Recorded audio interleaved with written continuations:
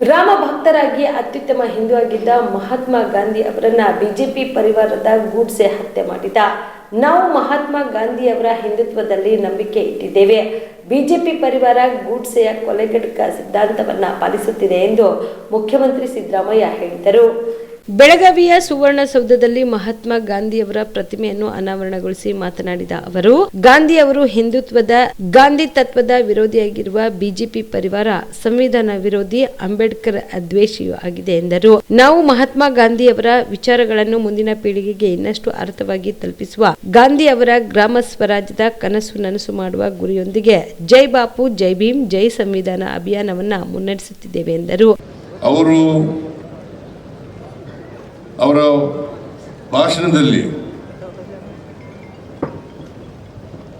ಅಹಿಂಸೆ, ಸತ್ಯ, ಸಮಾನತೆ, ಗ್ರಾಮೀಣ ಅಭಿವೃದ್ಧಿ ಹೀಗೆ ಅನೇಕ ವಿಚಾರಗಳನ್ನು ಪ್ರಸ್ತಾಪ ಮಾಡಿ, ಅದರಲ್ಲೂ ವಿಶೇಷವಾಗಿ ಮಹಿಳೆಯರಿಗೆ ಸಬಲೀಕರಣ ಆಗಬೇಕು ಅಂತಕ್ಕಂಥ ವಿಚಾರವನ್ನು ಇಟ್ಕೊಂಡಿದ್ದರು. ಮಹಾತ್ಮ ಗಾಂಧೀಜಿಯವರು ಅವರನ್ನು ಭಾರತೀಯ ಜನತಾ ಪಕ್ಷದವರು ಹಿಂದೂಗಳ ವಿರೋಧಿ ಅಂತ ಹೇಳ್ತಾರೆ. ಅದು 100ಕ್ಕೆ 100 ಸುಳ್ಳು ಅಂತಕ್ಕಂಥದ್ದನ್ನು ಅರ್ಥ ಮಾಡ್ಕೋಬೇಕಾಗ್ತದೆ. ಯಾವಾಗಲೂ ಕೂಡ ಶ್ರೀರಾಮನ ಹೆಸರನ್ನ ಹೇಳ್ತಾ ಇದ್ದಂಥವರು ಮಹಾತ್ಮ ಗಾಂಧೀಜಿಯವರು.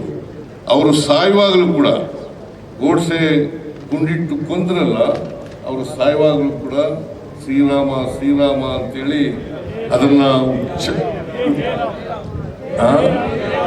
ಏ ರಾಮ್ ಏ ರಾಮ್ ಏ ರಾಮ್ ಏ ರಾಮ್ ಅಂತ ಹೇಳಿ ಸತ್ರು. ಇದಕ್ಕಿಂತ ಉದಾಹರಣೆ ಬೇಕಾಗಿಲ್ಲ. ಅವರು ಅಪ್ಪಟ ಹಿಂದೂ ಅಂತಕ್ಕಂಥದ್ದಕ್ಕೆ ಇದಕ್ಕಿಂತ ನಿದರ್ಶನ ಬೇಕಾಗಿಲ್ಲ, ಇದಕ್ಕಿಂತ ಸಾಕ್ಷಿ ಬೇಕಾಗಿಲ್ಲ ಅಂತಕ್ಕಂಥ ಮಾತುಗಳನ್ನ ಹೇಳಲಿಕ್ಕೆ ಬಯಸ್ತಾ ಇದ್ದೇನೆ. ಅದರಿಂದ ಅವರು ಯಾವತ್ತೂ ಕೂಡ ಹಿಂದೂ ಧರ್ಮದ ವಿರೋಧ ಇರಲಿಲ್ಲ, ಆದರೆ ಸುಧಾರಣೆಯನ್ನು ಬಯಸಿದ್ರು. ನಾವೆಲ್ಲರೂ ಕೂಡ ಹಿಂದೂ ಮುಸಲ್ಮಾನರು ಅಣ್ಣ ತಮ್ಮದಿರಂತೆ, ಒಂದು ತಾಯಿ ಮಕ್ಕಳಂತೆ ಬದುಕಬೇಕು ಅಂತಕ್ಕಂಥದ್ದನ್ನು ಮನಗಂಡಿದ್ರು. ಅವರು ಜೀವನದ ಉದ್ದಕ್ಕೂ ಕೂಡ ದೇಶಕ್ಕೆ ಬರೀ ಸ್ವಾತಂತ್ರ್ಯ ತಂದುಕೊಟ್ಟದ್ದಲ್ಲ, ಸ್ವಾತಂತ್ರ್ಯದ ಜೊತೆಗೆ ಅವರು ಬಯಸಿದ್ದದ್ದು ಪ್ರತಿ ಸರ್ಕಾರ ಹೇಗಿರಬೇಕು, ಸರ್ಕಾರದಲ್ಲಿರ್ತಕ್ಕಂಥ ಮಂತ್ರಿಗಳು ಯಾವ ರೀತಿ ಇರಬೇಕು, ಮುಂದೆ ಈ ದೇಶ ಏನಾಗಬೇಕು ಅಂತಕ್ಕಂಥ ವಿಚಾರವನ್ನ ಜನತೆಗೆ ತಿಳಿಸ್ತಕ್ಕಂಥ ಪ್ರಯತ್ನವನ್ನ ಮಾಡಿದರು. ಆದರೆ ಭಾರತೀಯ ಜನತಾ ಪಕ್ಷದವರು ಗೂಡ್ಸೆ ಒಬ್ಬ ಮತಾಂಧ ಅವರನ್ನ ಗುಂಡಿಕ್ಕಿ ಕೊಂದರು ಅಂತಕ್ಕಂಥದ್ದನ್ನ ಇವತ್ತು ನಾವು ಮರೆಯಲಿಕ್ಕೆ ಸಾಧ್ಯ ಇಲ್ಲ.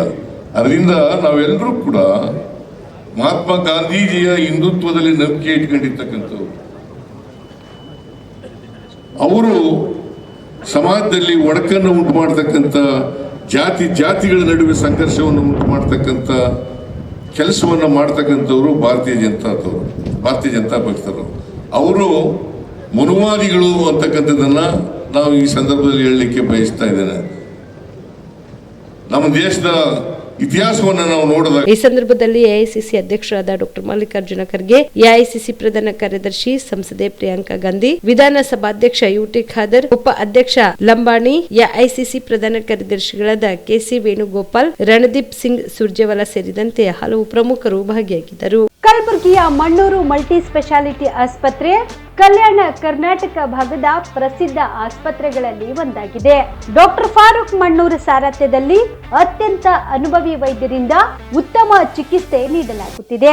ಮಣ್ಣೂರು ಮಲ್ಟಿ ಸ್ಪೆಷಾಲಿಟಿ ಆಸ್ಪತ್ರೆಯಲ್ಲಿ ಸಿಗುವ ಚಿಕಿತ್ಸೆಗಳು: general surgery, laparoscopy surgery, neuro surgery, orthopaedic surgery, plastic surgery, gastro surgery, aqua surgery, gynaecology surgery, general medicine, paediatric, neuro surgery, cardiology, haematology, endocrinology, ENT ಮತ್ತು ophthal, general physician, gynaecology, paediatric, family medicine, urology, nephrology, radiology, dialysis, advance ICU ಮತ್ತು advance OT setup, ಅತ್ಯಾಧುನಿಕ ಸೌಲಭ್ಯವುಳ್ಳ ಕ್ಯಾಸುಲಿಟಿ, ದಿನದ 24 ಗಂಟೆ emergency trauma centre, ಹೆಚ್ಚಿನ ಮಾಹಿತಿಗಾಗಿ ಸಂಪರ್ಕಿಸಿ ಬಾರಾ hills circle, ring ರಸ್ತೆ, ಕಲಬುರಗಿ.